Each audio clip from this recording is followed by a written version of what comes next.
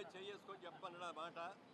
ఎందుకంటే నేను ఊరికే ఆఫీసర్గా ఊరికే ప్రెస్ మీట్లో పెట్టి చెప్పడం లేదు, నాకు అలవాట్లేదు. దీనికోసం ఎంత కృషి చేశానో నాకు తెలుసు, రాజమండ్రి ప్రజలకు తెలుసు. ఇక్కడ శంకుస్థాపన చేసింది ఎప్పుడు చేసామో చేసినా తెలుసు. శాంక్షన్ చేసి శంకుస్థాపన చేసినా ఉండదు ఇది. తర్వాత ఓపెనింగ్ చేసినప్పుడు ఓపెనింగ్లో ఎవరెవరు ఉన్నారో వాళ్ళు కలిపి చేస్తారు. ఇది పద్ధతి. అలాగే అక్కడ వర్క్ కమెంట్ చేసాం, ఏదో లైన్ యాక్టివేట్ చేసాం, ఎవరు కూడా ఇట్లా వేసుకోరు శిలాపలకాలు. ఏదైనా అది వాళ్ళ విజ్ఞతకు వదిలేస్తాను. నేనేమో వాటి గురించి మాట్లాడదలుచుకోలే. చేయించేది నాకు తెలుసు, రాజమండ్రి ప్రజలకు తెలుసు. దీనికోసం ఎన్ని రోజులు కృషి చేస్తే ఈ ఓవర్ బ్రిడ్జి శాంక్షన్ చేయించామో నాకు తెలుసు. అందుకని నేను క్లారిఫై చేస్తాను. ఇంకొకళ్ళు ఎవరిని కూడా విమర్శించాలని చెప్పట్లేదు. నేను నిజంగా జరిగిందని విమర్శ కాదండి. నిన్న జరిగిన ఒక సంఘటన మోరంపూడి ఫ్లైఓవర్ దగ్గర, ఆ జంక్షన్ దగ్గరికి మాజీ ఎంపీ గారు మురళీమోహన్ గారు, ప్రస్తుత ఎంపీ గారు పురంధరేశ్వరి గారు, అదేవిధంగా స్థానిక ఎమ్మెల్యే కూడా, వీళ్ళు ముగ్గురు కూడా వచ్చి ఒక రకమైన ఫ్లైఓవర్ కట్టించింది మేమే అని ఆనందపడే కార్యక్రమం చేస్తూ ఉన్నారు. మీరు క్రెడిట్ తీసుకుంటే తీసుకోండి, దానికి ఏం నా అభ్యంతరం ఏం లేదు.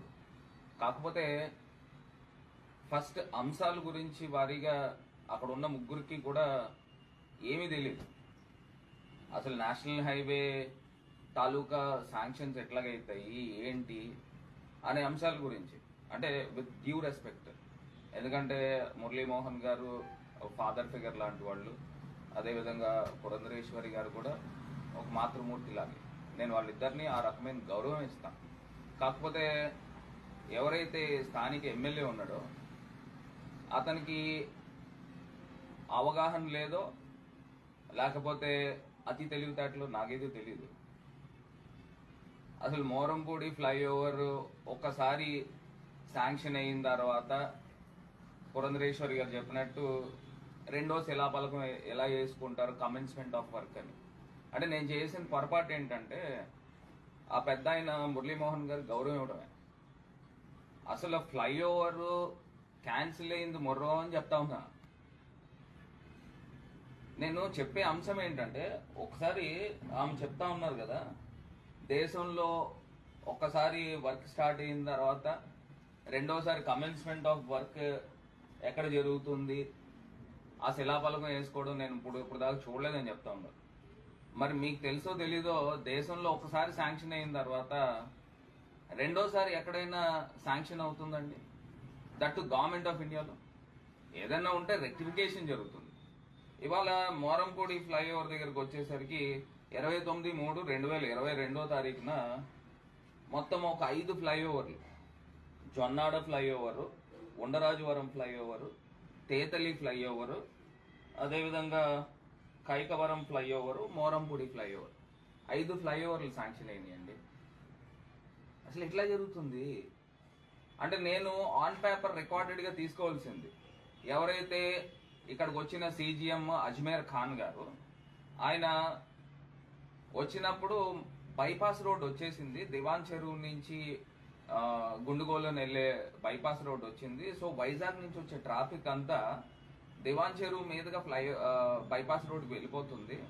సో ఇటు మోరంపూడి మీదకి ఎవరు రారు అని చెప్పేసి అది రిపోర్ట్ రాసుకుని, నెగిటివ్ రిపోర్ట్ రాసుకుని అది పక్కకి వెళ్ళిపోయింది, ల్యాప్స్ అయిపోయింది.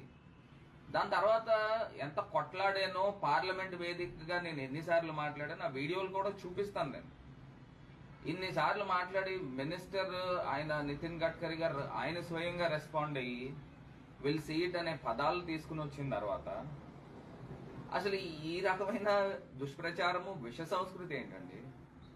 అసలు మోరంపూడి ఫ్లైఓవర్ సంవత్సరంన్నర క్రితం దాకా ప్రారంభమే కాల. మురళీమోహన్ గారు వెళ్ళిపోయి దగ్గర 5-6 సంవత్సరాలు అవుతుంది. అసలు ఎందుకు జరుగుతుంది? ఇలా చెప్తా ఉన్నాను. 5 ఫ్లైఓవర్లు ఇగో శాంక్షన్ కాపీ తీసుకోండి, చూడండి. నేను ఆ రోజు చేసిన తప్పు ఏంటంటే, అది ఏదైతే ల్యాబ్స్ అయిపోయిందో ఆ ల్యాబ్స్ తీసేసేవలసింది, తీసి ఫ్రెష్ గా నేను ఫౌండేషన్ అని వేయవలసింది. అంటే అక్కడ ఉన్న అధికారులు ఫస్ట్ ఎందుకు క్యాన్సిల్ అయింది, దాని తర్వాత ఎందుకు మళ్ళీ రీశాంక్షన్ అయ్యింది, మళ్ళీ వాళ్ళ పైన అనవసరమైన మెమోలు పడతాయని నేను దానిపైన ఉపేక్షించాను. ఫస్ట్ సబ్జెక్ట్ పూర్తిగా తెలుసుకోండి. ఇంకొక అంశం ఏం చెప్తా ఉన్నారంటే, ఒక దుష్ప్రచారము, మురళీమోహన్ గారు ఫౌండేషన్ స్టోన్ అక్కడ పెట్టించారు, అది నేను వచ్చిన తర్వాత తొలగించాననే ఒక ప్రచారం చేస్తూ ఉన్నారు. అది కూడా నాకు నిజంగా చాలా బాధ అనిపిస్తూ ఉంది.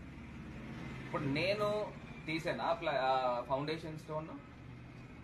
ఎప్పుడైతే అక్కడ ఉన్న అధికారులు అది రోడ్డు మధ్యలో అంటే ఒక కార్నర్కే పెట్టినప్పటికీ కూడా ఆ ఫ్లైఓవర్ ఎక్స్టెన్షన్ రోడ్ వైండింగ్ లో ఏదైతే అక్కడ డ్రైనేజ్ కడుతున్నారు, పెద్ద కల్వర్ట్, ఆ కల్వర్ట్ కట్టే ప్రాంతం దగ్గర ఆ శిలాఫలకం ఉంది.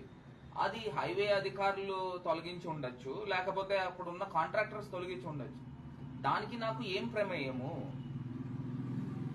అసలు ఎక్కడికి వెళ్ళిపోతా ఉన్నాము? ఇప్పుడు సాక్షాత్తు నితిన్ గడ్కరీ గారిని రాజమండ్రి తీసుకుని వచ్చారు, కేవలం ఈ మోరంపూడి ఫ్లైఓవర్కి కొట్లాడి తీసుకుని వచ్చారు. ఆర్ట్స్ కాలేజీలో ప్రోగ్రామ్ పెట్టించాం. మళ్ళీ ఆయనకి ఇక్కడ కడియం నర్సరీస్ గురించి చాలా గొప్పగా ఎక్స్ప్లెయిన్ చేసి ఆ కడియం నర్సరీస్ వంకన ఆయన రాజమండ్రి తీసుకుని వచ్చాం. ఇంత కార్యక్రమం చేసి ఈ రకంగా చేస్తే సాధించింది మేమే, గుండెల మీద చేతులు వేసుకుని చెప్పండి. నేను కాదని అనట్లేదు, మీరు తిరిగి ఉంటారు ఫ్లైఓవర్ గురించి, కాకపోతే జరిగిన వాస్తవాలు ఇవ్వండి. దీన్ని ఏదో మనం పక్కదారి పట్టిద్దాము, సార్ క్రెడిట్ తీసుకోవాలంటే తీసుకోండి, దాని పోయిందేముంది. కాకపోతే జరిగిన వాస్తవాలు ప్రజల ముందర పెడతా ఉన్నా. అక్కడ ఏంటంటే ఎలా ఉందనంటే అక్కడ ఉన్న ముగ్గురికి కూడా పూర్తి స్థాయి నేషనల్ హైవేస్ గురించి కానీ లేకపోతే అక్కడ ఉన్న సిస్టమ్స్ గురించి కానీ అవగాహన లేదు అని నేను అనుకోవాలా. ఇప్పుడు పురంధరేశ్వరి గారు ఇప్పుడు ఏదైతే సక్సెసర్ ఎంపీ కింద వచ్చారు కాబట్టి ఆమె కూడా ఇంకా చేయాల్సిన కార్యక్రమాలు చాలా ఉన్నాయి. ఏదైతే నేషనల్ హైవే గురించి నేను మాట్లాడాల్సి వస్తే, నేను సుమారుగా 4 ఫ్లైఓవర్లు మే 17, 2023 ఇది అబౌట్ టు శాంక్షన్. ఈ కాపీస్ ఇది ఏమిటంటే, ఒకటి లాలా చెరువు ఫ్లైఓవర్, నెక్స్ట్ ఇక్కడ ఐటీసీ అంటే ఇక్కడ బెస్ట్ ప్రైజ్ ఓఎన్జీసీ దగ్గర జంక్షన్ ఉంది, ఐటీసీ జంక్షన్, ఫ్యూచర్ కిడ్స్ స్కూల్కి వెళ్ళేది, పిడింగోయ వెళ్ళేది, అది ఆ జంక్షన్. అదేవిధంగా బమ్మూరు జంక్షన్, వేమగిరి జంక్షన్ కి, ఈ 4 జంక్షన్లకి సుమారుగా 345 కోట్ల రూపాయలు శాంక్షన్. దీన్ని అట్ ద ఎర్లియస్ట్ సాధించే ప్రయత్నం చేయండి.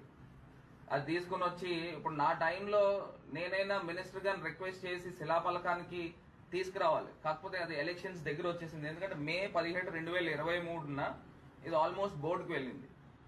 మళ్ళీ దాని తర్వాత భారత్ మాల బడ్జెట్ కానీ లేకపోతే నేషనల్ హైవే బడ్జెట్స్ కానీ ఇవాపరేట్ అయిపోయినాయి. సో ఆ బడ్జెట్స్ పెట్టలేక ఇది అయింది. లేకపోతే ఇది కూడా ఈ 4 ఫ్లైఓవర్లకు కూడా నేనే తీసుకుని వచ్చి శిలాఫలకం వేసి టెండర్స్ కాల్ఫర్ చేయాలి. దీనిపైన మీరు వర్క్ స్టార్ట్ చేయండి. 345 కోట్ల రూపాయలు శాంక్షన్. హిట్ టీవీ యాప్ ని డౌన్లోడ్ చేసుకోండి. ఇందులో short news, live news, entertainment movies అన్ని అవైలబుల్ గా ఉన్నాయి. Please download hit TV app. Hit TV app ని ఫ్రీగా డౌన్లోడ్ చేసుకోండి.